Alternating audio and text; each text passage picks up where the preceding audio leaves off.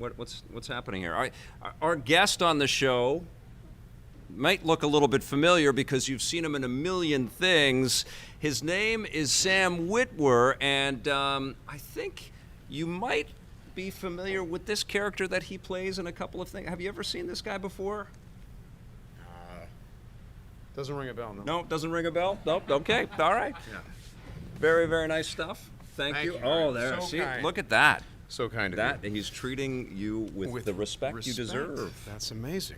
Thank you for being here, my friend. Thank you. Thank you very much for having me. Sam and I have been talking. You were on the show last year, but you Skyped in, and it was one of my favorite interviews of the year. What did I say? Well, we talked about Star Wars, and we went deep dive into a lot of things because you don't just play this guy. You live this life. Right. You know, you aren't just somebody that's sort of tangentially involved with Star Wars. You carry it with you. Well, you know, our generation was born into it. We had no choice. Yes. So there it is. It sort of stays with you. Yeah. Yeah.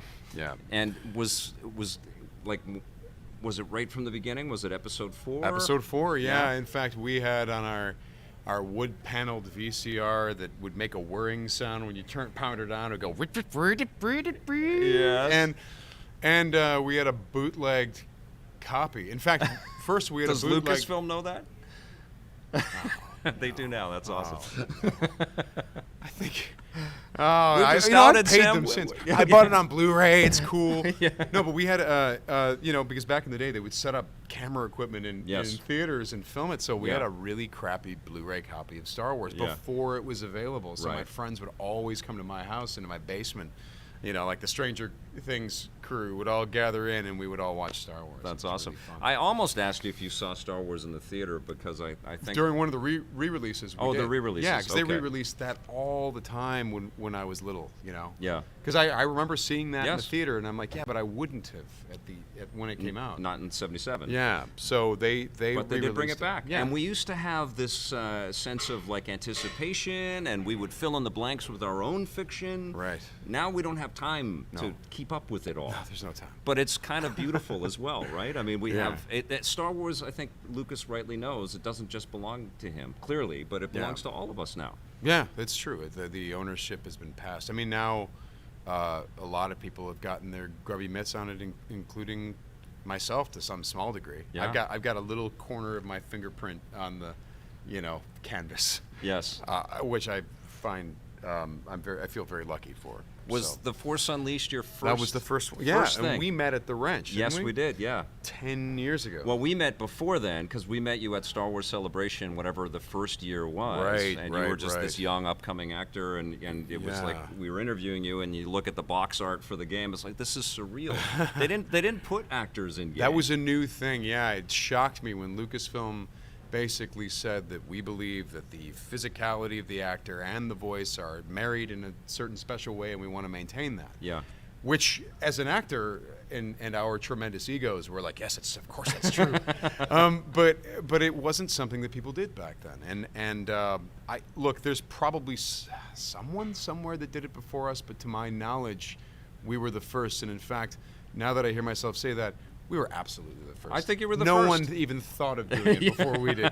In fact, it was my idea. It was your idea, and it was a very successful idea. Yeah, Force Unleashed was a lot of fun, and it was great because Hayden Blackman wrote this wonderful script that I got a chance to study up on. I mean, it was like a Star Wars movie quality script, and then we shot it, and it was really fun. Incredible script. He's running Hangar 13 right now, and he's working on Borderlands stuff. And that's right. Are you still in touch with a lot of the Force Unleashed crew? We bump into each other, and a lot of those people are still working at Lucasfilm. Right. So and David Collins has become a lifelong friend of yours, right? David Collins, yeah. Well, we were friends before The Force Unleashed. Oh my God, no way. Yeah, in fact, it was through his tomfoolery that I even got cast in that. Okay. Because there was a big meeting where an artist named Amy Beth Christensen created a painting of what Starkiller, what they ideally wanted him to be like. Right. You know, they'll create concept art sometimes before they hire an actor. Yes. And David took one look at the concept art and was like, God, that looks like Sam. It really looks like him. So he's like, some of your I was at my brother's like rehearsal dinner for his wedding, and I get this really mysterious phone call. He's like, I'm like, yeah, my brother's rehearsal meeting. He's like, can you step out for a second? I'm like, okay, what's going on? And he said, hey, man, so Darth Vader has the secret apprentice. I'm like, what? He's like, never mind. Just send me your resume and your headshot and your reel. And so I did. And so he apparently just like snuck down the hall. That's and great. then walked away like nothing happened or something. He snuck it into the pile. That's awesome. And because my headshot looked at the same haircut, the shaved head and everything. Because you had as just been Starkiller. on Battlestar. Yeah, Yes. And right. Did Battlestar you was have the what- Crashdown cut? Yeah. And the look. Yeah. There was a guest star I did, I think, a little bit before that made me, I think that's what I shaved my head for, so like NCIS or something like that. And then that became the Battlestar thing. Yeah. And then the Battlestar thing, I still had that, which is, by the way, glorious. If you ever just buzz it all off. Yeah. I think just- about that sometimes. It's so Yes, amazing. You yes. just wake up in the morning and you're like, I'm ready. Let's Yeah, go. because you're in the spiky hair club too. Not Oh, I so hate much that. now, yeah, but yes, it's Let's a pain talk in the about ass. haircuts. Let's talk about It's the hair and worst. gel and It's the hairspray. worst. And, Yeah. Okay. Yeah. But so you were already a Star Wars fan. Yeah. And you were in that club. But what's cool about you is that well, lots of things, but you were in Battlestar, Star Trek, and Star Wars. Star Trek very, very briefly. Still. But I got to do, face prosthetics, so I know Yes. a little bit about like what my friend Ken Mitchell goes through as Right. And as they're killing doing it the on Klingons Discovery and right all now. that. I Yeah. saw you tweeting that Anson Mount there the I other just hung out with Ken Mitchell today. We talked all about his Borath Klingon monk Tenevek. Amazing. So I'm like, well, and what's cool is Ken, when he was getting the role, he was a Star Trek fan, but he wasn't like a devotee. Yeah. I am a little bit. Yeah. So he said, can we talk about Klingons? I'm like, come on over. And then we would just watch all of the episodes starting from the original series. I'm like, now that's John Colicos. He was the first Klingon guy, And he played Baltar on Battlestar Galactica. And Ken is just such a smart guy. He was just like absorbing all of it. And now I sit with Ken and we talk Klingons and he knows way more than me. The that's cool. student has surpassed the teacher. That is amazing. Have you thought of like opening up a school to teach people how to be nerds in Hollywood? to like, give them the lore and how to approach this stuff? Because what's amazing with you is that you'll start as Star Killer, but then you're Palpatine and Darth Maul and a bunch of other roles, and it's like you're making pals at Lucasfilm, and they keep asking you back to do a whole bunch of things. That was really what it was. Is Dave Filoni asked me to play a character called the Sun in the Mortis trilogy of Clone Wars episodes, and I did that, and it was confusing. I didn't know at first what the hell was going on, and Ashley and Matt Lanter and James Arnold Taylor are so dialed in on their characters, and I had just become a Clone Wars fan. I didn't start as a Clone Wars fan. I kind of watched it and was like, I'm glad they're doing this, but it's not for me. But then they started hitting on some really cool things. Yeah. And I started getting drawn into it, and that was when they called me up. So I went and I did that, and I think the first day on set, or in the vocal booth, Matt Lanter does this incredible thing where he talks to his dead mother. Yep.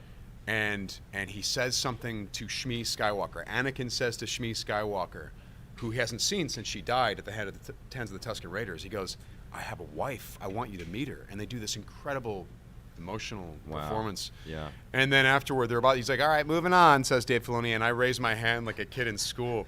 And he's like, yeah, new kid. What? And I'm like, yeah, Shmi and Padme have already met. I want you to meet her. They already met. And then I just see Dave go. And then I look over, and Ashley and Matt are all looking at me, and Ashley just goes, I've never seen someone out-geek Dave Filoni before. And at that point, Dave's like, right. And then he changed the dialogue. But what it simply was that they're working so fast. Dave knew that. Yes. But they're working so fast. I was like, boom, boom, boom, boom. Okay, go. And then it's like, oh, right. No, of course.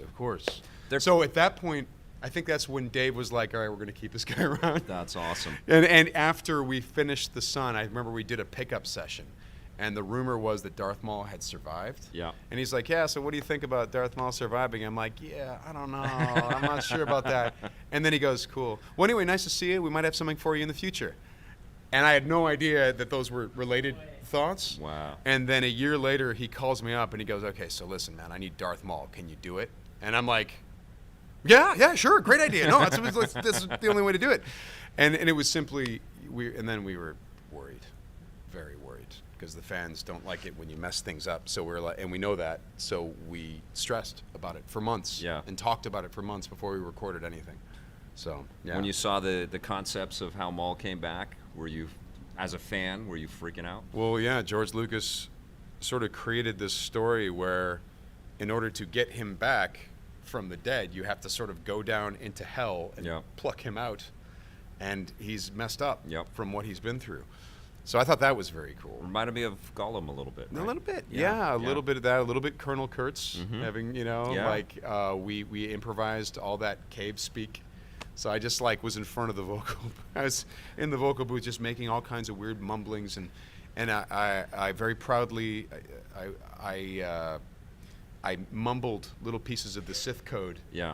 Because I knew that if it made it into the episode, then it was canon. Oh my so goodness! I made the Sith code canon. Yes. How did you know what the Sith code was? Because I'm a geek. Yeah. Because I'm a total nerd. And you knew how to say it? Well, there was a line in Mortis where one of the characters on the dark side. Well, the son actually says. Yeah. The chains are these. He refers to chains in the Mortis thing. Yes. And in the Sith code, there's this whole thing, through victory my chains are broken. If I'm getting that right, I might remember it wrong, but something about my chains are broken. Yes. And so I made sure that I'm like, what would he be doing in this cave if he's mumbling to himself? Well, he would be having imaginary conversations with his master and going through his training. So I mumbled pieces of that code. Amazing. Dave and I are not convinced there is a Sith code. Right. But then I was like, but let's make it canon. Well, let's just do it. If anybody's going to create that code, it's going to be you two guys. Well, it was, I can't remember who actually put that out the first time. They deserve credit. But you know what? That's just like everything else. I'll take credit for it. Yeah, of course. That's fine. That's what this show's all about. That's taking credit for everything you don't deserve, yeah. So Maul comes back, and then you have this task of not just making him a cool character, but a character that's relatable to people. I mean, you and the writers and Filoni and the whole team there. But was that just a thrill for you to kind of, personalize it, to make it something? It was always a thrill, but it was an added thrill when it worked for the fans. Yeah. Because we knew that the Spider Maul thing was going to shock a lot of people. Right. And some very protective fans would go, well, that's not Darth Maul. What are you doing? Yeah. And we said, well, no, you're going to get the Darth Maul that you think you want. Yeah. But you can't get him right away. If it was literally in the Clone Wars and, he gets cut in half in Phantom Menace and then he shows up and he's like, I'm back. That's the lamest piece of storytelling ever. There's got to be a real cost to what happened. Yes. And so we, Dave and George decided that it was an opportunity to explain how Darth Vader exists, behind what goes on inside that helmet, and how he holds himself together. So George's opinion is these Sith Lords, they're so hard to kill. Yeah. And it's simply, because they're evil and hate. They're evil, hatred. Their combat skills are unsurpassed. Even Palpatine says in Revenge of the Sith, get help. You're no match for them. They're Sith Lord. That whole thing. And but George really wanted to make the point that the biggest reason the Sith are so hard to kill is because they're so selfish and so self-obsessed. Yes. That they think, well, if I die, then I lose everything. Yeah. I'll lose all my wealth, my power, things that the things that make me, myself. Well, and they live for revenge too, right? They live for revenge, but they live to fill that empty hole inside them with more stuff. They keep accumulating and accumulating relationships, accumulating power. In the case of Palpatine, accumulating a galactic government. And it's never enough. They're never actually happy, but they think, well, but if I just get more, I can, and so it's that drive. Yeah, they are. It's that drive that keeps the Sith alive because they can't conceive of a life after death. Whereas the Jedi are like, ironically, they're like, it doesn't concern us whether we pass on into the Force and we speak from. It's not what we're about. We're selfless. We're trying to make a difference while we're here. And whatever happens to me doesn't really matter. It's about sacrifice. And ironically, through that sacrifice, it's a more fulfilled life, and then you live a life that's worth remembering. Yes. And if you live a life that's worth remembering, that's what the Obi-Wan Kenobi ghost is all about. Right.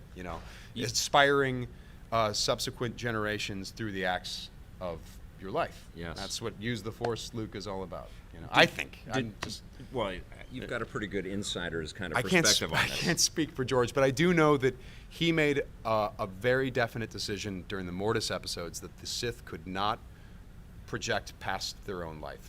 You could see echoes of them maybe if you were afraid enough and you're in Korriban or Moraband or whatever they call it. Yeah. There could be weird hallucinations, but that's not really them. Whereas the Jedi that do achieve that is in fact because them. they exist outside of their mortal coil. Yeah, exactly. That's amazing. So it's great to hear that George was a part of all of those discussions all the time. He wasn't super. I mean, I'm sure that he was busy with a lot of other things, but he was there. It's not widely. It's not as. It shocks me because it's not as widely known how involved George was with the Clone Wars. That was his show. Right. That was him going, let's mess around with Star Wars and let's see what else is possible in Star Wars. So he would come up with these crazy stories. That's why it keeps spreading out into different directions. And you see stuff that you'd never imagined could be part of Star Wars. It's because Jet Lucas said something to me once, and it was just brilliant. He said, do you want to know why the Clone Wars is so good? I'm like, yes. Why? Oh, you tell me. Come on, Jet. What is it? And he said, because Clone Wars is made by a guy who is sick of Star Wars. And I was like, that's genius, because George never ever wanted to repeat himself. Yeah. So that's George going, experimenting, being an experimental filmmaker inside of Star Wars, trying to figure out how many different genres can you reach within the framework of Star Wars. But also creating really integral webbing, like really connecting all kinds of things and adding meaning to other movies that maybe we had written off. Right, and well, that was the thing, and Dave and George. Dave is a genius, that guy. Yep.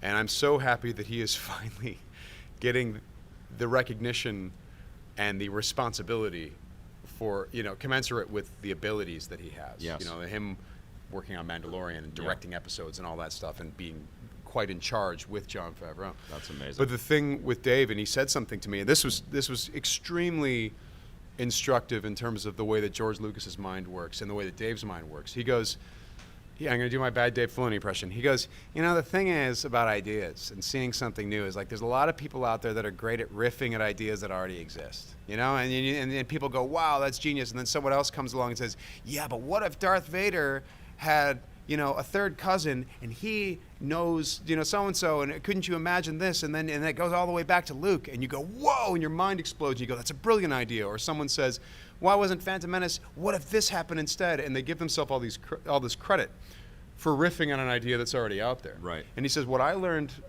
in working for George is he'll throw an idea out at you, and sometimes you go, whoa, that's genius, but a lot of times you go, that doesn't make any sense. I don't see how that's a good idea. Yeah. I don't see how what does that do? And then he said, but the truth of the matter is, that's what he's been doing his entire career. He'll throw an idea out, and the reason you can't tell that it's a great idea is because you've never seen it before. Right. So then it's your job to dive in and work as hard as you can to create within the framework of this idea that you don't know how it works because you've never seen it. Yeah. It doesn't refer to a character that you love, or it has a different relationship or something totally different. Well, that's so once you do the work, that's lore building. I mean, Right, that's exactly. what we want as fans. and right? once you build up that work and you do that, and if you do it right, Yeah. then you have created a new thing that other people will then riff off of. Absolutely. But that's it's interesting because there's a lot of brilliant work out there that is riffing quite brilliantly on existing material. I was thinking of Shaun of the Dead, for example. Yeah. That is an amazing riff Yes. on the zombie thing. Yes.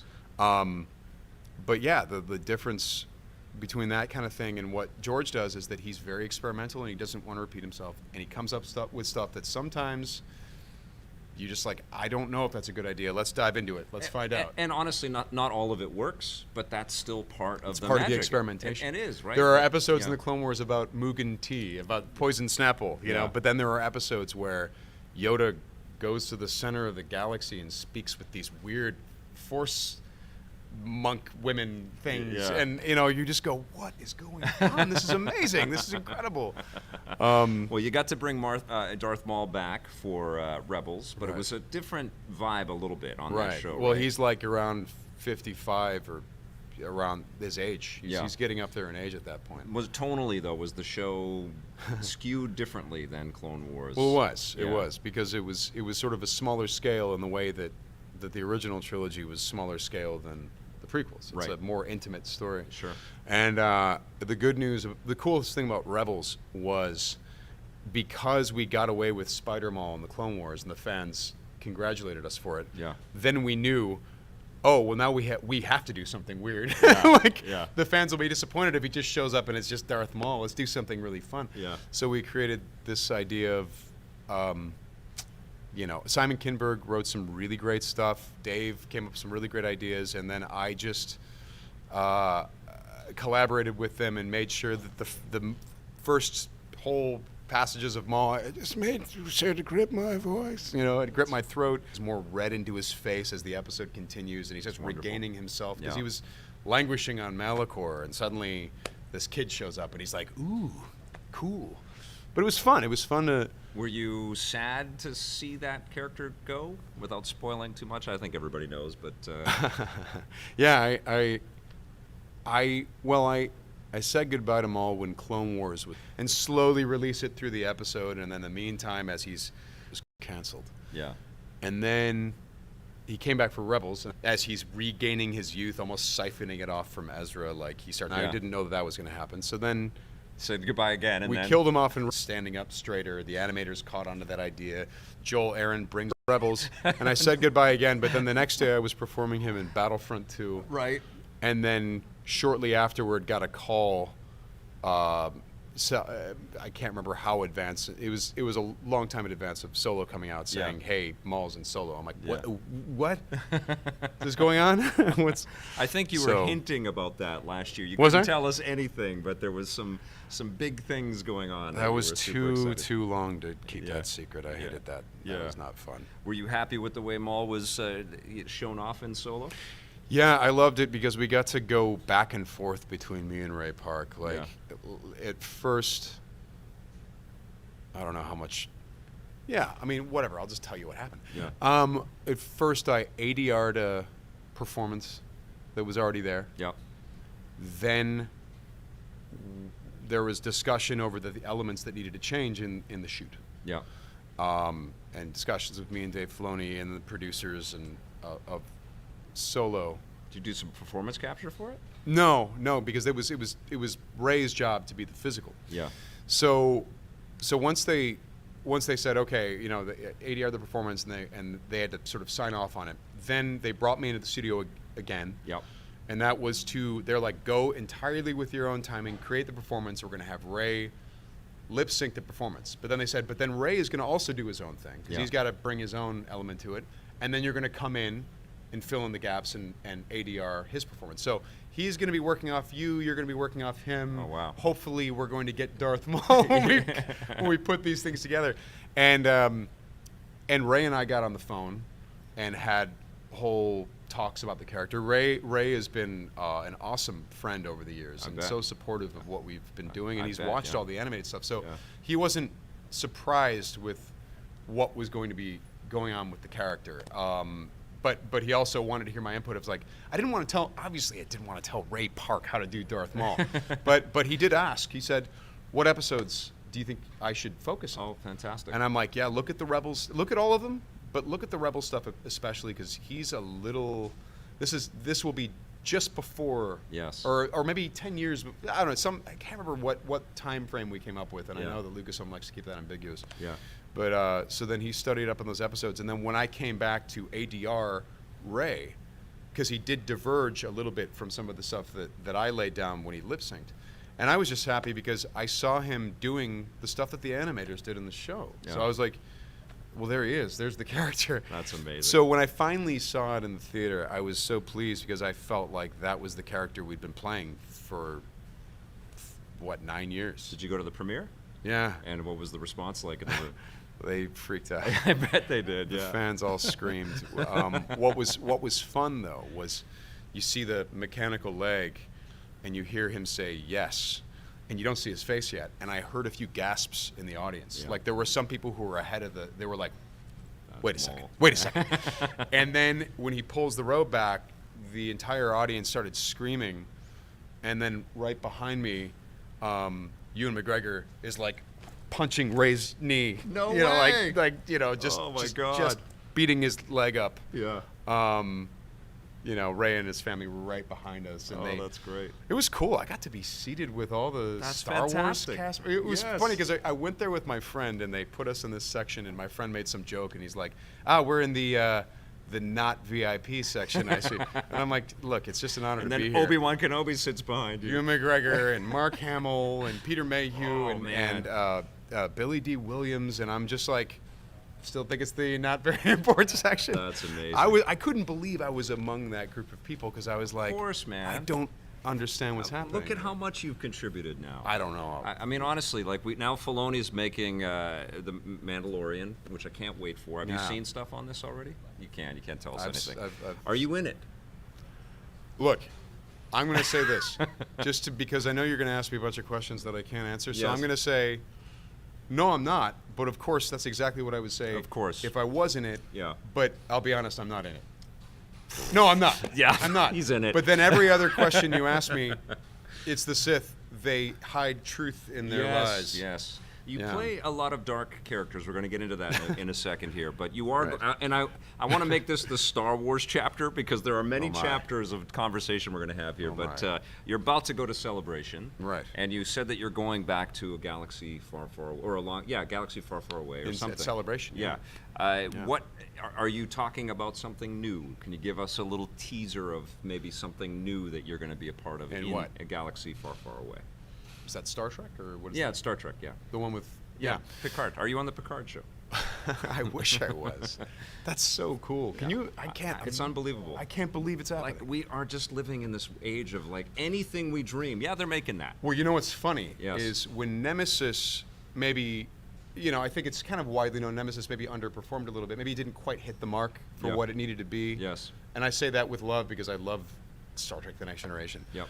But if you said to Patrick Stewart, "Don't worry, you'll be back as Picard in 15 years on a TV show," it would have seemed like such a downgrade. Yeah. But the industry has changed Yes, so much yes. that a TV show is actually a tremendous upgrade Yep. storytelling-wise. Yep. Because now we're going to be able to spend what, like, however, 8 hours with this character that we love in so the much? first season, which likely will lead to more. Yeah. Goosebumps. It's Yeah. happening. Yeah. Yeah. I mean, it's. I love It's this such thing an- where we get indelible characters and people get to revisit them again. I mean, Star Right, Wars it's is a great incredible. example of that. Or hey, what Yeah. about Cobra Kai, man? When you see Yeah, Ralph that's Macchio amazing. or William Zabka walk on screen, and you're Yeah. like when I saw Ralph Macchio, I'm like, this is kind of like seeing Rocky walk on the screen. and Rocky made me Yeah. cry in Dude, Creed. Like yeah. he was so Yes, good. yes. I was like, it's an what the- iconic film Yes. character that's you're seeing right there on the screen for Yeah. the first time, and saying lines you can't quote because Yeah. you haven't heard them yet. Yeah. I love the Cobra Kai show, by the way. I think William Zabka is like I can't wait. destroying that. Have you role. seen season 2 already? Have you No, got an early thing? Yeah, I have you? devoured season 1. No, I haven't seen season Okay. 2 yet. I'm freaking out. I can't wait for Jeez. that. But I love how you really just avoided any confirmations or answering anything about Star You Wars. see how I Like, did that? That was very I learned good. that from Very Dave good. Filoni. What you have to Very do is good. talk long enough and then send you into a different direction. Okay, we're going to talk about some of the other, on-camera work, other acting work that you've got going on. But I wanted to take a break here for a second and talk about this incredible hey. gift that you sent me. This is a book that you are a part of with your brother. Yeah. It's the Dungeons & Dragons Art and Arcana of Visual History. And there's 2 other guys, Kyle Newman and John Peterson. Yes, and your yes. brother is Michael Witwer. Yeah. This thing is incredible. It's got, like, if you strike someone in the back of the head, it's 1d8 damage, I believe. You can kill somebody with this book, It's but you can very also dangerous. kill somebody with the amount of information you glean from this book. Yeah. Which I have to admit, and we were talking about this on we were texting. I'm not a huge D&D fan, mostly because I haven't made the time in my life to do it. But I love the lore building and the art and. I love the community aspect of it, like getting together with friends and Yeah. doing this. Like I did play some D&D when I was really young, and I can't wait to get my kid into it. This book seems impossible to me, though. This seems like 20 years of work right This here. wasn't easy. We had sort of a super team, right? Yeah. Kyle Newman identified that there's a zeitgeist moment happening for D&D, and in fact, he identified it right before it really started happening for like Critical Role and stuff Yes, like yes. that. And he said, we got to get together, and he said, let's do an art book. And his idea was, yeah, there's so much D&D art, people have never seen it in its native form, let's go see it. Yeah. But Show that camera right there, one of your Sure. favorite pages. Sure. that Yeah, you yeah, I'm love. trying to find There's something. so much beautiful There's- stuff. Dragons and, well, like, of course, let's talk orcs. about, and let's talk about Beholders, which is like one of the most iconic, if I can find, I think I just paged through it. But here we go. But the idea that there's all these, when we started talking about the art book, Yeah. we started hitting on this idea that there are all these D&D fans. By the way, recent data suggests 40% women. Right. So all these new D&D fans who don't have any knowledge of the history of this game that they love so much, Yes. yet there are no casual D&D fans. You need to have some depth of knowledge to even play the game. Right, so we're like, we should tell that story. Absolutely. So like, if you look at this is sort of the evolution of the Beholder. Hold it to that one, Blake. We'll cut to that one right there. The evolution of the Beholder. Like, you know, you can see where the Beholder was back in 1975 up in the upper left-hand corner, and then you can see where it evolved in 1977, and so on and so forth. And you can watch, you know, as you flip through this book, it's meant to be kind of a time machine, a visual history. It was no longer an art book. I mean, it's an art book. Yes. But we added a lot of text to really take you through how this all evolved from this guy. Which I really, really love and appreciate, because it is, Yeah. it's like encyclopedic in that way. Yeah. Like, it's going to give me information that I will share with my kid, and then Yeah. I'm sure we're going to go out and pick up, I don't know, I'll ask you which one to get, but one of the quotes that I saw in here, because obviously you heard from Gary Gygax and some of his friends and some Dave people that he Arneson worked- and yeah. But Gary Gygax had a comment in around the movie time frame. He said there was absolutely nothing special about the movie, including the special effects, which were terrible. We're He talking hated about the one with Jeremy Irons? Yeah, I think so. He's talking about the Dungeons and Dragons movie in 1999. So I just thought that kind of stood out to me. But Just go and see it, guys. Go on Amazon and buy it tonight. Oh boy. really was blown away. There's lots of video game stuff in here. There's There lots of is. advertisements throughout the ages. And Yeah. incredible. The whole thing is, it's been a hell of a ride, and we've felt that there was a real opportunity to let people know that this was a do-it-yourself project in a guy's basement. I mean, they assembled these little wood grain boxes Yeah. and mailed them off themselves, and that grew into Dungeons and Dragons. Dungeons and Dragons, which is, whether you know about it or not, is a cornerstone of geek culture. Yeah. Well, not even geek culture, of everything. For example, take the game Doom, which is like the first legit, hardcore, successful first-person shooter. Yeah. Those guys who developed Wolfenstein and Doom cite D&D as one of the major influences of getting into gaming to begin with. 100%. So if you don't have D&D, Yeah. then you don't have Doom, then you don't have first-person shooters. Dude, I can't tell you. Think about. I mean, I- George R.R. Martin cites D&D as like a big Absolutely. influence for Game of Thrones. And anytime that someone says, "Hey, man, you leveled up on your so-and-so skill," that's a D&D reference, Yeah. even though you don't know it. Yeah. Well, I'd visit game studios, and no matter what they were playing, there was mad respect for pen and paper, Yeah. and everybody was citing that as some of the design kind of ethos that they would have and take and put into their Yeah. video game content. Yeah. Yeah. And there's, for me, by it's the way, everywhere. speaking of Star Wars, there's a picture of, because D&D grew out of, it was a bunch of war gamers who, Yeah. going back to H.G. Wells' Little Wars, and people who would have these immense Napoleonic army metal figures where they would lay them out and reenact historical Sure. battles. Yeah. And that was what they would do. They would reenact them, and they try to make it as historically accurate as possible. They try to have a rule set that made it historically accurate. And then Gary Gygax and Dave Arneson were like, what if we put orcs in there? They must have been What if we put a token dragon? fans, right? Yeah. And, Well, yeah. And so it's all feeding There into were. each other. Gygax was a Robert E. Howard guy. Okay, cool. Conan. Very Conan, yeah. It's right, yeah. It's like screw it talking and the Arabs have screw it. I We're want gonna that get in King there. Conan movie, don't you? Oh, I want God. him to do it one more time, right? Come on, let's do it. Yes, do let's it do now. it. Yeah, kill me. It's so much fun. But anyway, so it evolved into this game where you were not commanding armies, where every little metal piece represented one character, your character, and then eventually Yeah. this even became optional. Maybe you don't use a metal piece. Maybe it's all spoken word, and it became this So incredible cool. storytelling thing. And no wonder actors love it too, Oh, right? yeah, You get to yeah. perform the whole thing, and if you've got a good dungeon master, Yeah. you're in for a treat. John Favreau, the guy who's Dave Filoni's one and only boss on The Mandalorian. Those Yeah. two guys are making The Mandalorian for you. And John Favreau has recently said, he's like, a few years ago I wouldn't. I'm botching his quote, but he Yeah. said a few years ago I wouldn't admit it, but D&D was a huge influence on my storytelling skills. That's great. Playing that game. That's awesome. So here it is. Gary Gygax, Dave Arneson, and all the people that worked on these games, including like the 14-year-old Tracy Lesh high school student who made some of the first illustrations, stuff like that. These are like the grandparents of giant chunks of pop culture. They're like the most famous people you never heard of. That's awesome. So that's why we wanted to make them. And there's a foreword from Joe Manganiello. How does that? I butchered his name. How do you say his last name? Manganiello. Here's the thing. Yes. I barely know my name, and I don't know who you are. Okay. So let's. All right. No. Joe is a huge. He's a huge D&D guy, and he's so warm-hearted, and he definitely helped us in any way he could. That's great. In terms of getting the word out. One thing I learned is that in 2012 and 2013 there was like a reboot, a drive to go back to the roots of Dungeons and Dragons. They played so they arrived on something. The rules had always shifted and they'd evolved. And they evolved to a point where, honestly, if you were a certain type of gamer, they were really fun. Yeah. And if you were every other type of gamer, no. Yeah. It was called 4th edition.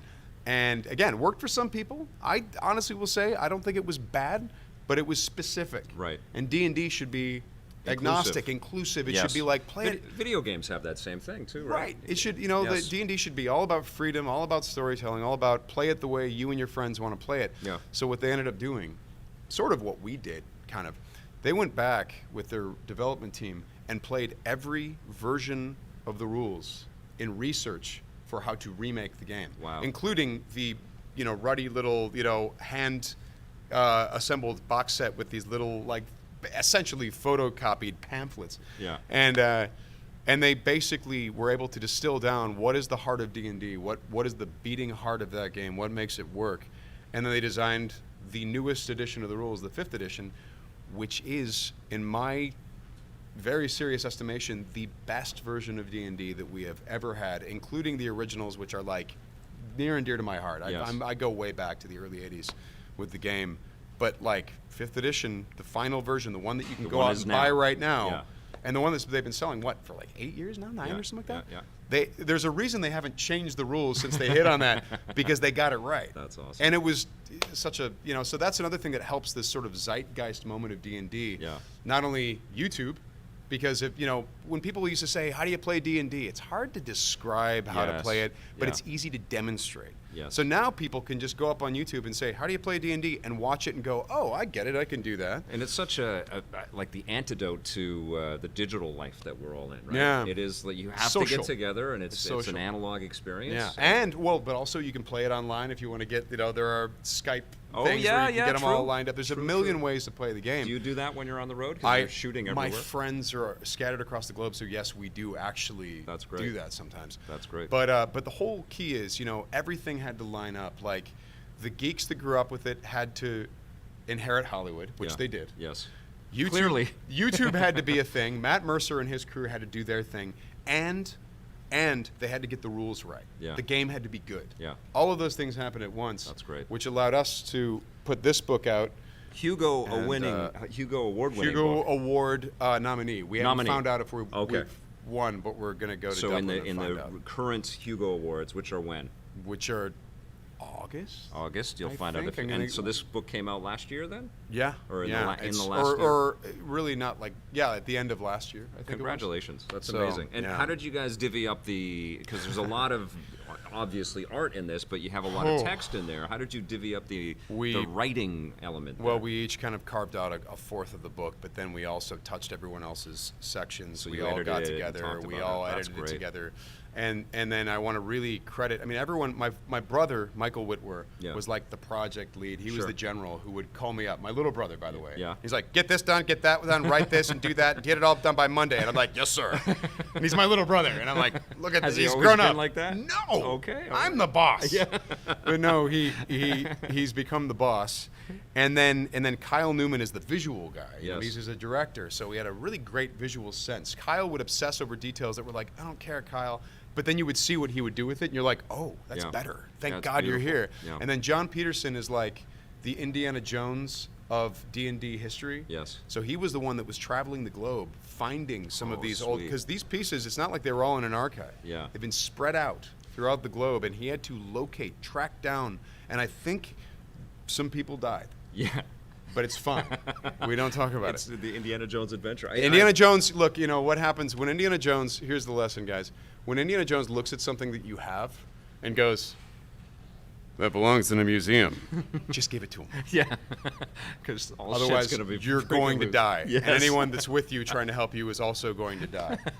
That belongs in a museum. I have the art of Spider-Man Into the Spider-Verse, and so both of these books came at the same time, and it's great. And I love Spider-Verse. Have you seen that movie? Dude, I'm so behind on everything because I've just been you've been working like a dog. You got to see the movie. It's amazing. But the art book pales in comparison to this.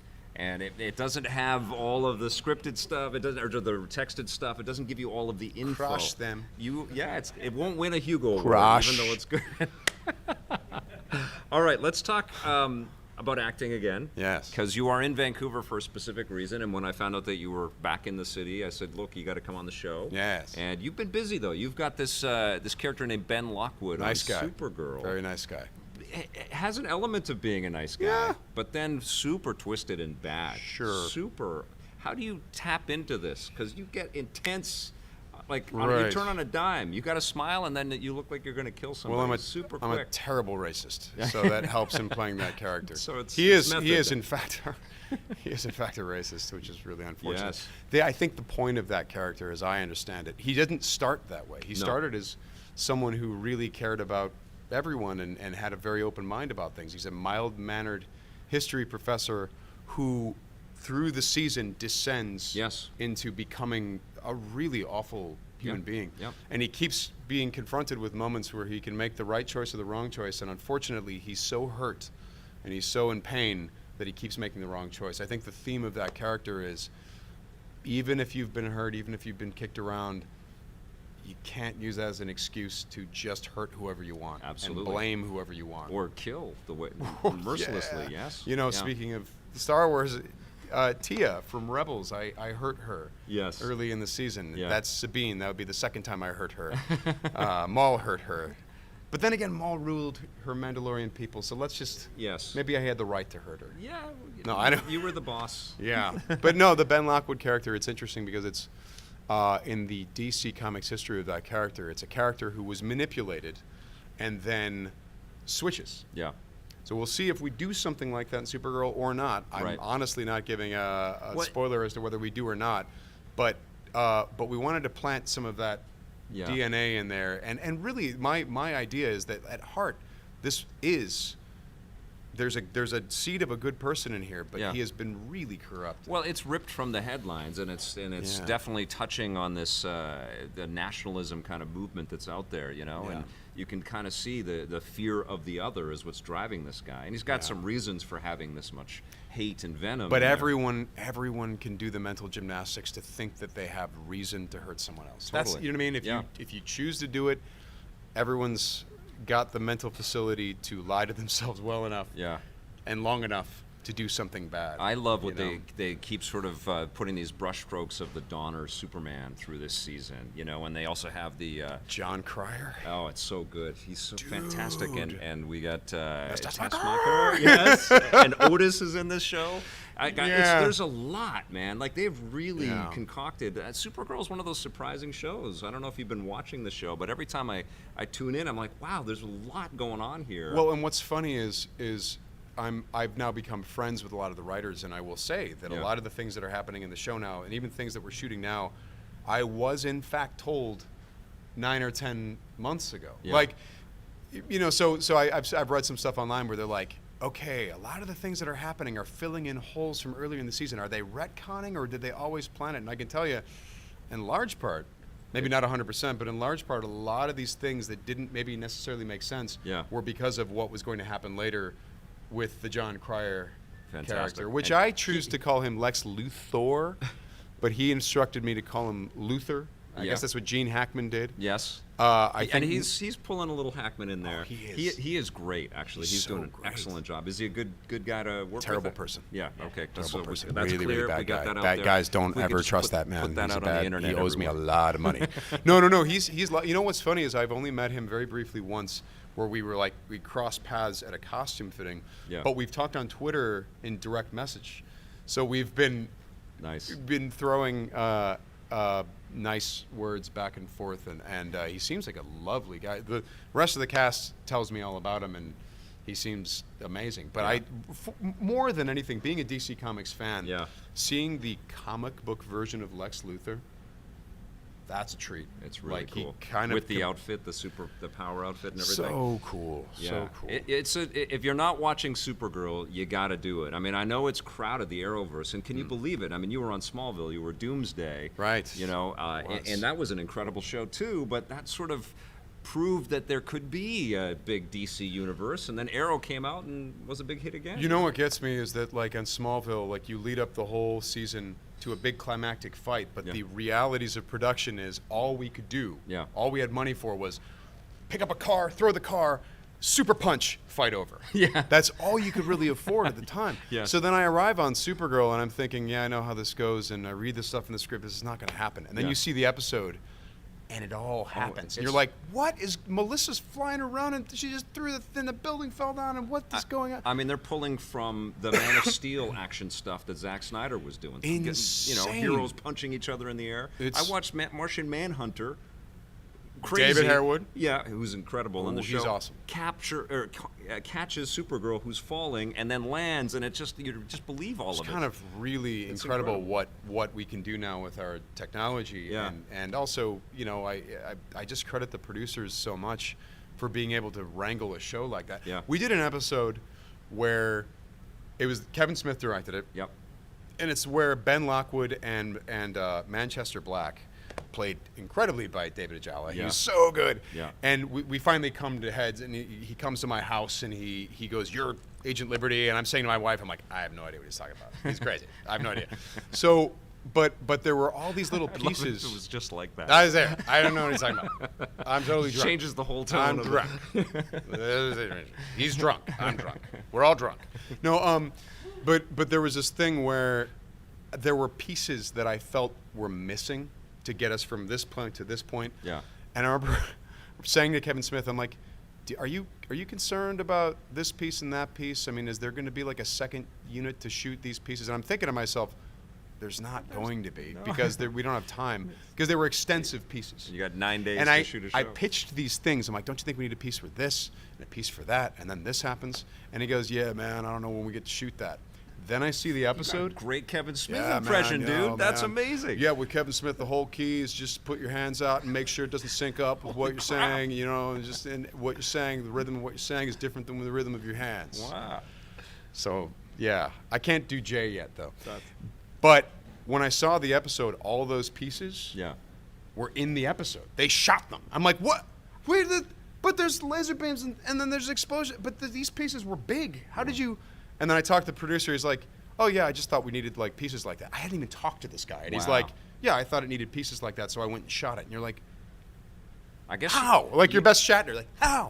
It's fine. I guess they are so competent. I mean, that's what it comes off when you watch all those Berlanti shows. Like, they're way overproduced. Dude. You know, like that you cannot fathom how they can get that done in that short a time with that much action and that many effects. It's incredible. From a production standpoint, I've been on the show all year. I still don't know how they do it. Yeah. I will say this. I don't know how Melissa does it. Right. Because we've seen movies where people are on flying harnesses. Yeah. And she had to train for a long time before they even shot on the show 4 years ago. Yes. So you have all these actors who have done, you know, Christopher Reeve flew around, you know, all these actors fly around. What's the problem? Well, the problem is it really takes a lot out of you to be in those harnesses, and it wears on your body. I don't know if there's another human being, actor or actress, who's done it for 4 years straight. Right. And Melissa does it with a smile. At that degree, too, right? 'Cause it's another level of believability. Exhausting herself. Yes, exactly. Yes. And she's doing all these, acrobatics because she's been trained in doing it. Yeah. But she does it all the time. Could they have cast a better person for that No. role? Like, honestly, No. like, even apart from the physical stuff, just No. what she exudes, it's incredible. It's like watching. It's like when you saw Christopher Reeve as Superman. You're like, it's like he walked right out of the comic book. When I met Melissa, I'm like, because I read Supergirl, and so I'm like, oh my God, it's Supergirl. And then she would say something. I'm like, oh my God. There was this one thing in the episode in 403 when Ben Lockwood.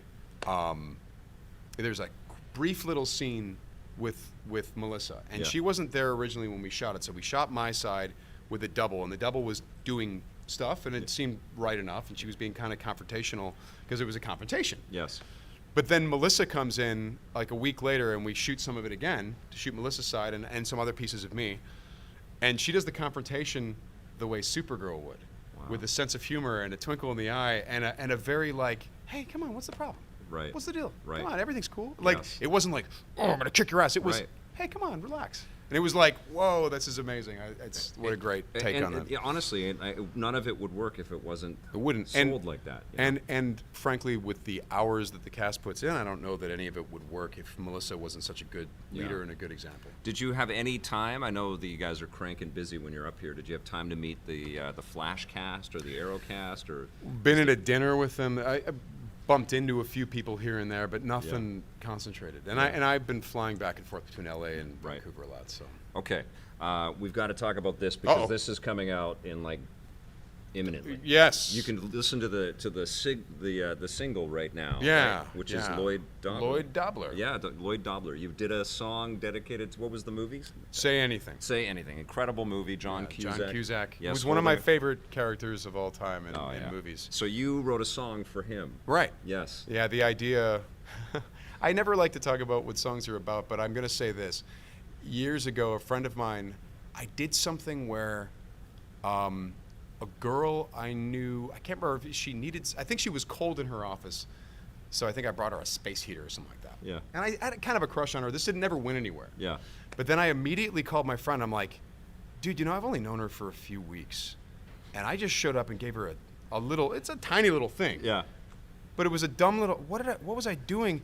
And he goes, man, the difference between a stalker and not a stalker, the difference between a stalker and a romantic guy is whether the girl likes you or not. And that struck fear into my heart because true. immediately I had Yeah. pictures of Lloyd Dobler with "In Your Eyes" Yes. with the radio. Yeah. And if she didn't like him, That is the changes most the whole- horrifying. Yes. Yes. He's out there right now. It's a serial killer movie. All I the am complete in your eyes. See the doorway. So that was sort of the impetus to write the song Lloyd Dobler because, I thought that was an interesting thing to revisit and say, maybe guys, let's not do Yeah. those things and let's maybe hold back a little bit. Absolutely. And let's watch our Yes. step.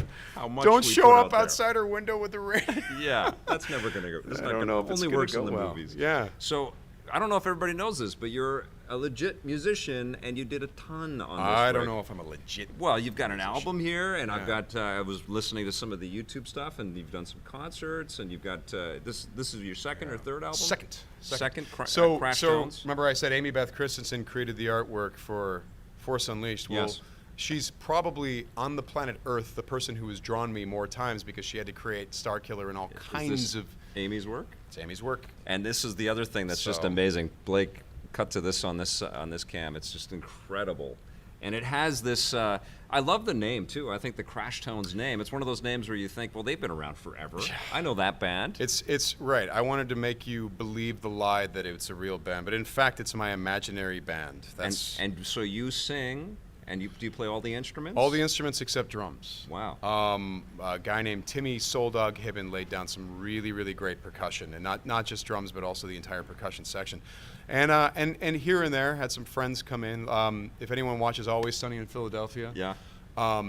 my buddy Glenn Howerton comes and guests on a track called "It Came from a Man's World." That's awesome. And the thing is, the Crash Tones. I called it the Crash Tones because ultimately, every song is kind of a different genre, and in a lot of cases, the genres invade upon each other Yes. in the same song. Yes. So you'll be hearing something that sounds like an R&B thing, and then a metal riff will come in, and Yeah. then suddenly you'll hear a sort of a 1950s like, Yeah.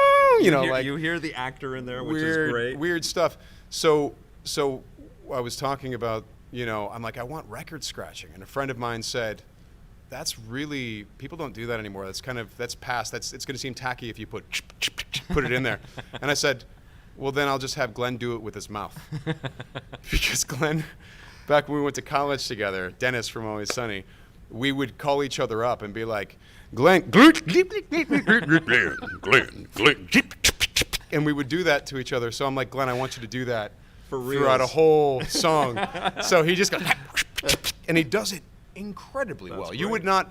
The thing is, he's been training. He's committed to it now. He's a Juilliard trained actor. We had a class on this, it was a DJ class, but we couldn't afford record players, so we had to do it with our faces. That's awesome. But the whole thing with Glenn is that he's got a great sense of humor about it. As you can see, that we try to have a little bit of a sense of humor about our rock music here great, at the Crash Tones. I got to tell you, I had it on my record player at home, and my kid was playing. She was building a fort. Oh, there's a lot of swearing. Yeah, in this. and then and it was cranked because you can't listen to this, and so I had to like take it down, and then I turned it off. But it's incredible, man. It's a fully fleshed out, all kinds of different genres and lots of different kinds of sounds out of this album. That's the idea. The idea is that I wanted to experiment a little bit, and again, I think the stories of like Gary Gygax making D&D and hell, Glenn making Always Sunny in Philadelphia. I mean, I was there when they all just got cameras together. I camera operated one of their pilot episodes. No way. Yeah, Wow. yeah, because it was Wow. just a bunch of people We in a just dirty. had East Side Games was in, and they're working on the It's Always Sunny in Philadelphia video game. There's a video game? Yeah, they're working on the game right now. Darth Maul. over No! there. Shout out to Darth Maul. His team is working on the Dude! Philadelphia game. Yeah, so I just hung out with him the other day. He probably knows about it, but he didn't tell me. Yeah. That son of a bitch. Yeah. It's all interlocked. But it's like all of it. the idea. And Sam's in all of it. I told he's you, the I center. wasn't bullshitting. He's in everything. But the thing that me and my friends like a lot is just making stuff. Yeah. Glenn likes making his own shows. I like making the book and the record and all this stuff. And I think when you do it all yourself, that's honestly what makes it so bad. Yeah. And really low quality. The whole I kind of think about this as like when a child hands you a crayon drawing. Yeah. That child didn't go to like a Lucasfilm artist and have them fill in the background, and then they make the big smiley face and like, you look, Dad, I made this for you. No, they made the whole thing. Well, Sam. So that's why I wrote and recorded and produced and mixed and did it all. And this is why you're having the career that you're having, though, because a lot of actors would just say, I'm just going to act. What do I say? Give me my lines. But you are not that person. You are, how do we make this better? How Give do me we my improve money. This? Right. Yeah, and when do I get paid? Right? We all know that about you. Yeah. No, but there's this attitude of how do I contribute to make this thing better, and how do I get more creative win out of this for myself? How do I take control from Yes, others yes. and take the power for myself? Well, you always play the bad guys, though. And the bad guys ultimately get killed, so you got to play a good guy pretty soon here. Is there a good guy in your future? No.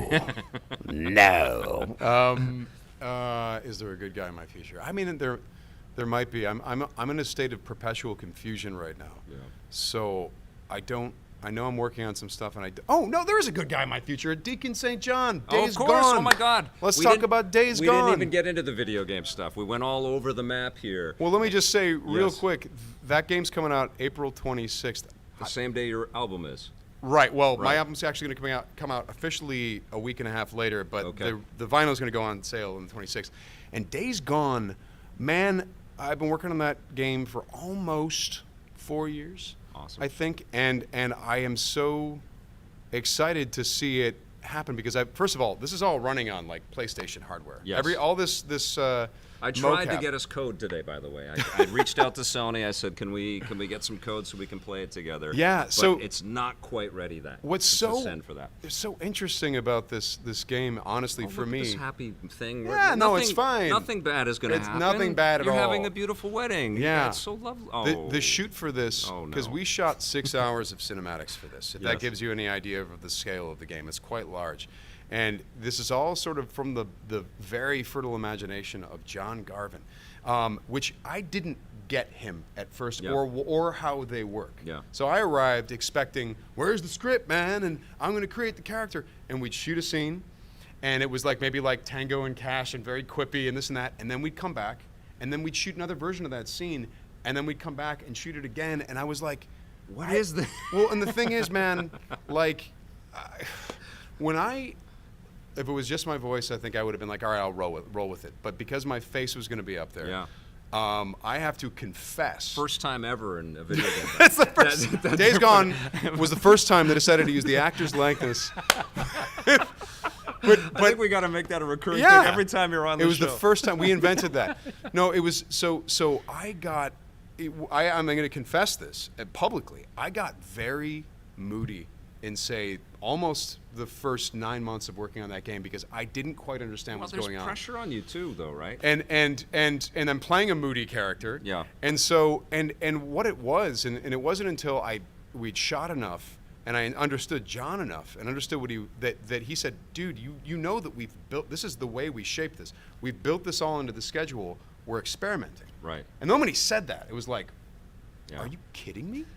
How big is this game? And he's like, well, it's big. I'm like, what's the budget? I won't tell you. Yeah. Oh, okay. So once I realized that it wasn't like, oh, we're losing light, we're burning the film, like it wasn't like we had to get everything right. It was a Sony scaled project. Dude, I've never been on a Sony scale project, so I truly did not understand the creative latitude that he had to shape that reality. So we would literally go around and shoot until we settled on a tone that he instinctively knew was right and that I was comfortable with and that Sony, frankly, was comfortable with. And once we did that, were they started rendering going, everything? Were they like making sort of. Okay. You'd be dressed up in this tight outfit, this mocap outfit, and you look like a complete douchebag.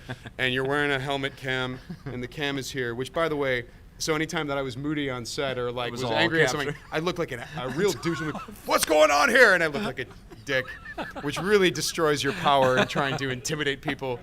But so, I remember John early on. Christian Bale moments. Oh, dude, you're dressed in a condom. Oh, good.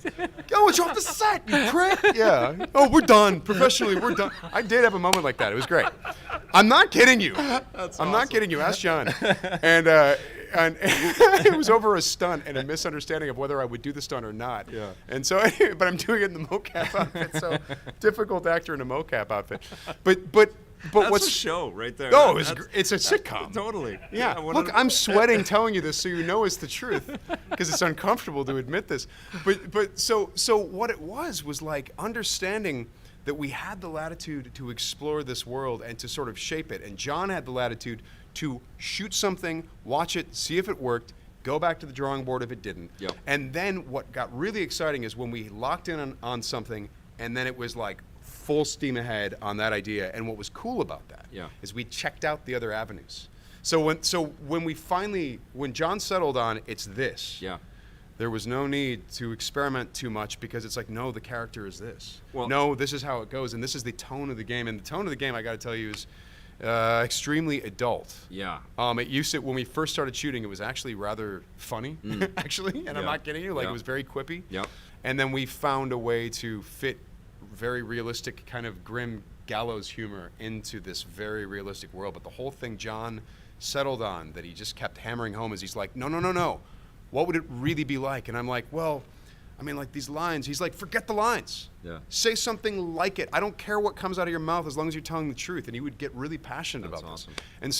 And so once the actors kind of got that memo, well, I stopped being a douchebag on set and became very excited by what we were creating. But dude, again, the learning curve of just not, because if ever I'm on a set and people don't know what they're doing, you go, as an actor, you go, I'm going to get blamed for this. It's my face up there. Yes. But that wasn't what was going on here. They were like, dude, what's the problem? Well, like, we're shaping this. Truthfully, Bend is trying to prove what they can do here too, right? This is the biggest scale for them too. Yeah. And this is a team that has done incredible work in the past, really dependable, awesome work at a different scale.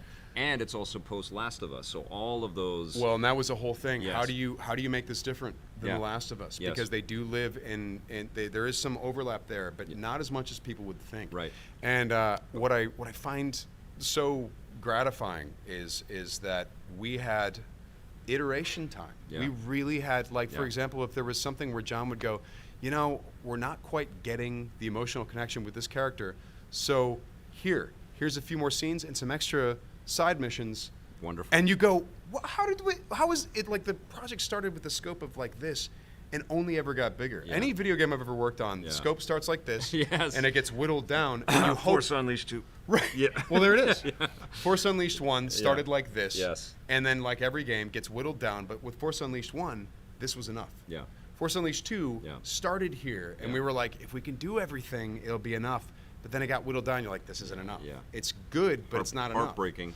Yeah. much cool. So with Days Gone, that was my expectation. Cool. And that's why I had this sort of like, I don't know, kind of like it's a reaction of like, we got to get this right. And John is like, we get it right when I say it's right. And I'm like, awesome. who are we working for? He's like, Sony. I'm like, what does that mean? Like, it was like, and I found out what that means, and I've just never been on a project that was so supported by They such are a swinging, man. Like Sony is like trying to make a home run out of everything they put out, and it's real. Like they're trying to move the needle and the cultural impact of the titles that they put out there, like Spider-Man and God of War. And I wasn't a huge Detroit Become Human fan, but you know they're just killing it right now. It's really cool. And John Garvin, the freedom he gave the actors on the set to, if we came up with a moment or if we improvised something. I mean, again, he was that whole thing keeps ringing in my head because not a lot of writers or writer-directors will be as generous as to say, no, man, I don't care about the line so long as you're telling the truth. Say something like this. Yes. And if there was an important line, he's like, no, I need that exactly the way it is.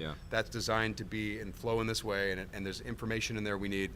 But other stuff, he's like, I want to be surprised. See, I talked to to John and some of the other guys from Bend about you because they watched our last interview, and I could tell that they had mad respect for your collaborative instincts as well, and that's exactly what they wanted. And you know, quite frankly, they don't put the actor's face on the box unless they have that full sort of commitment. They should have fired me. I don't know what they were thinking. Come on. No, but again, and it's good for honestly, it's good for games too that you have this recognizable stature and this face and this commitment, and like you've got your own Twitch stream, and like you're in on this, and they're putting you in that position. I think it's fantastic for the business. Well, it's what was great about it is that they all knew.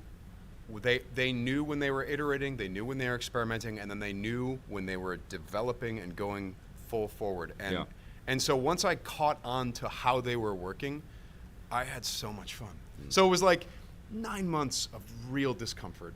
And then like 3 years of just incredible fun. And also the cast, really, really great folks. In fact, we have we got Courtney Draper, who's got a little bit of a history of video games, Bioshock Infinite. And then we have an incredible group of people. We got Phil Morris, the Martian Manhunter from Smallville. Awesome. We've got Jason Spizak, who was Are they all Lux Bonteri in the Clone Wars. Is it their faces too? Are they doing that with Some everybody? of them. Some of them. Okay. Some of them. But yeah, really, really great cast, really fun. We definitely had a lot of fun, and to say that you had any fun at all in a game that has such grim, challenging elements, it speaks well of Sony Bend. I can't wait. I'm getting the review code very soon, and it's another single-player game, which I think is another great decision on Sony's part and Ben's part. I can't wait to play as you in another video game. It's crazy. But I do want more Force Unleashed, and I want to see Starkiller. And how do we make that happen, right? What petition do we have to sign? Write your congressman. I would surely love to go back to Starkiller. I think at this point where canon has steered since then, it would have to be some sort of a reimagining, I think. But I would kill to play that character again. Absolutely. Get Dave Collins back in there. I would kill Dave Collins. You would kill him? Because he tried to kill me several times. Yes, it's he only did. fair. Proxy was constantly trying to kill the apprentice. Jamie's got a question. For people looking to get in, what skills have you learned along the way that you would recommend to those people? For people looking into getting, which industry? See, this is the challenge. In what? Because he's done everything. You're making albums, Yeah. art, say video game, voice acting. Make sounds.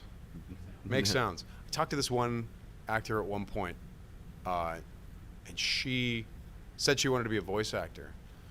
But whenever I would be like with my friends and we'd be making dumb voices at each other, she'd get kind of irritated. And you go, maybe you just be an actor.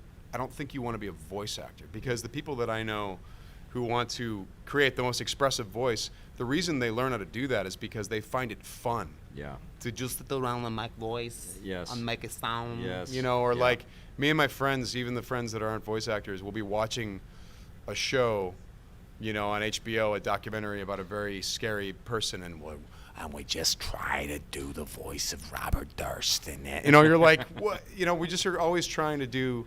We're mimicking things because they don't get a cast to just be one character normally on these animated shows. True, they definitely do need a bunch people of that can shapeshift a little bit. But Yeah. moreover, the important thing, and it never hurts, even if you're a film or TV actor, never hurts to have an expressive voice. Yeah. And to be able to convey things through your voice. So, you know, and there is training. There's voice and speech classes out there that gives you an awareness of what sounds you're making. I went to drama school, so that was very useful to me. Awesome. I've got one more question because we do have to wrap it up, but this one is kind of Star Wars related. Uh-oh. You've had a and I'm gonna riff off of Nur's question here. Question for Sam: thoughts on the Fallen Order teaser? This is the new game from Respawn coming. Have you seen anything? Are you in it? The thing about John Garvin is that he created a world that is so detailed, and it really is. Like there are like groups that imitate the Freakers, and the Freakers are not zombies. They're infected. I think he's excited. They're infected. Yeah, humans. we're gonna find out some cool stuff on Saturday, and Sam might be in it. And you've what's wonderful is that even like you've had the Clone Wars and the Rebels stuff, and you got to play Darth Maul in Solo, but even in Episode 7 and Episode 8 and Star Wars Battlefront, like your voice keeps coming up in all these awesome places. That's simply because the people that are inside the people that are in the organization, like Matt Wood, Yeah. Who's General Grievous's voice, but he's also the heir apparent to Ben Burt, the sound designer yes. who, that high tension genius. wire, and Yeah. he creates the R2D2 sounds and stuff like that. Matt Wood is basically his trainee, in the same way that Dave Filoni is George's trainee. Wow. His Padawan, if Right. you will. And so Matt Wood takes a tremendous amount of pride in getting the details of the sounds correct, and then also branching off in new directions. So that's how all the voice actors get in there as well, because we know what the soundscape of Star Wars is. Like, for example, there's a moment in Rogue One I'm very proud of.